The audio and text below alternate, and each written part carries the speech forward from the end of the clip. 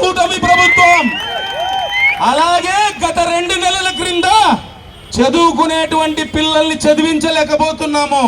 YCP party అందరి బిడ్డలకి అమ్మఒడి ఇస్తానని చెప్పి గెలిచిన తర్వాత మాట తప్పింది అని బాధపడుతూ ఉంటే ఆ తల్లిదండ్రుల ఖాతాల్లో చదువుకునే ప్రతి బిడ్డకు ఆ యొక్క తల్లికి వందనాన్ని వేసి ప్రతి తల్లి తండ్రి సుఖీభవ అనింది ఈ కూటమి ప్రభుత్వం. అలాగే గెలిచిన నెల లోపలే అవ్వాతాతలంతా పెంచుతామన్నటువంటి పింఛన్ను 5 సంవత్సరాలు సాగదీసి పెంచి మమ్మల్ని మోసం చేసింది వైసీపీ ప్రభుత్వం అని అంటే, గెలిచిన నెల లోపలే అవ్వాతాతల ఖాతాల్లోకి 4,000 రూపాయలు పింఛన్ ఒకటేసారి వేసి అవ్వాతాతలు సుఖీభవ అనింది ఈ కూటమి ప్రభుత్వం. ఇంకా ఈ ఆంధ్ర రాష్ట్ర ప్రజలు, ఆదోని నియోజకవర్గ ప్రజలు ప్రతి ఒక్కరూ కూటమి ప్రభుత్వాన్ని ఆశీర్వదిస్తున్నారు.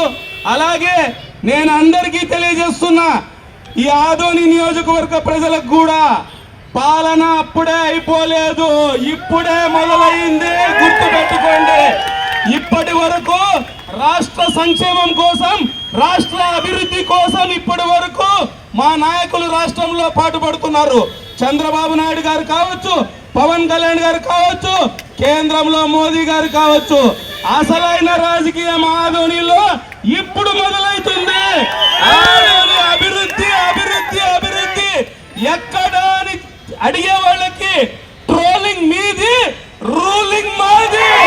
గుర్తుపెట్టుకోండి, అసలైన అభివృద్ధి ఈ 5 ఏళ్లలో చేసే తీరుతామని కూడా మీకందరికీ తెలియజేసుకుంటూ సెలవు తీసుకుంటాను. Thank you very much. Thank you.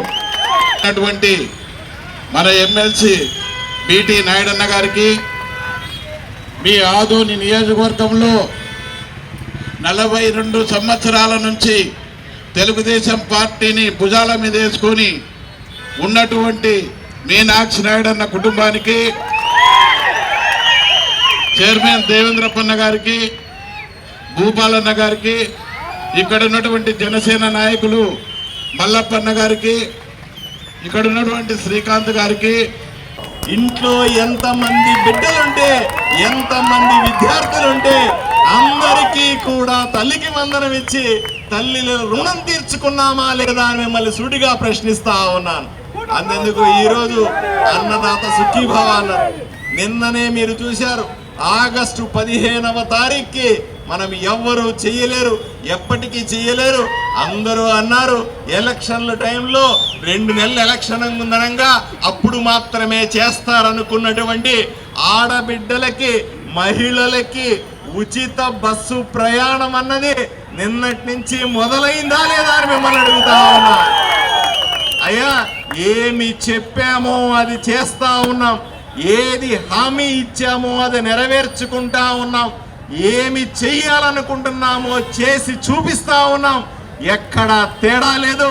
మీ ఆశీర్వాద బలం అది. ఎక్కడా ఇబ్బంది పడం.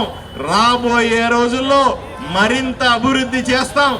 ఆదోనిని నరనరాల ఎక్కించుకున్న నేను నిరంతరం రోజులో 24 గంటలుంటే, వారానికి 7 రోజులుంటే, నెలకు 30 రోజులుంటే, సంవత్సరానికి 365 రోజులు ఆదోనిని అభివృద్ధి చేయాలన్న ఏకైక లక్ష్యంతో కూటమి నాయకులంతా పనిచేస్తా ఉన్నాం.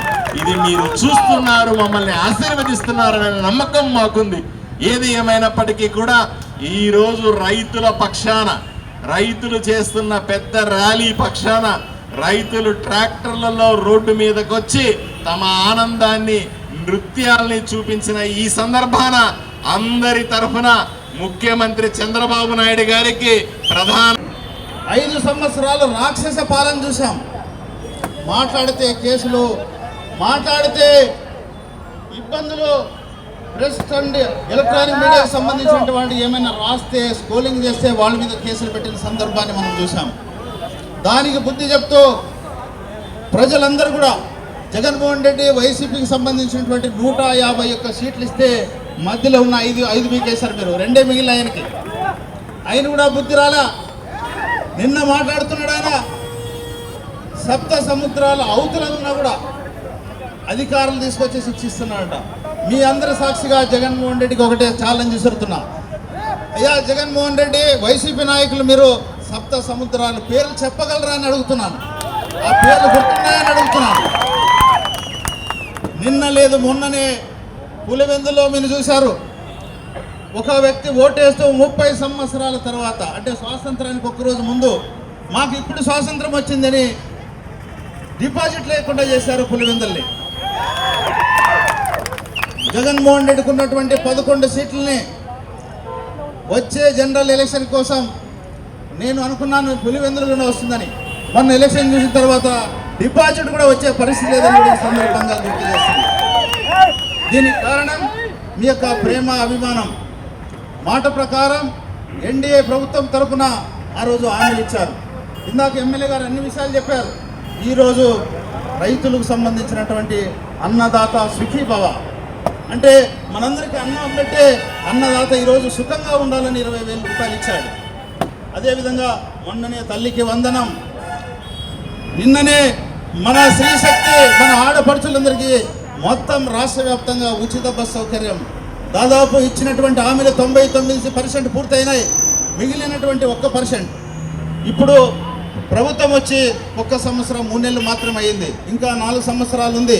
ఈ 4 సంవత్సరాల కాలంలో ఎన్డీఏ పక్షాన ఏదైతే హామీలు ఇచ్చారో, ముఖ్యమంత్రిగా చంద్రబాబు నాయుడు గారు, డబుల్ ఇంజన్ సర్కార్ ఉంది ఇక్కడ మనకు, పైన కేంద్రంలో మోడీ గారి సహాయ సహకారంతో, బీజేపీ అండదండలతో, ఇక్కడ ఉన్నటువంటి జనసేన అధినేత అయినటువంటి ఉప ముఖ్యమంత్రి పవన్ కళ్యాణ్ గారి యొక్క సహాయ సహకారాలతో, తెలుగుదేశం పార్టీ, చంద్రబాబు నాయుడు గారు, మన యువనేత అయినటువంటి నారా లోకేష్ బాబు గారు ఏదైతే హామీలు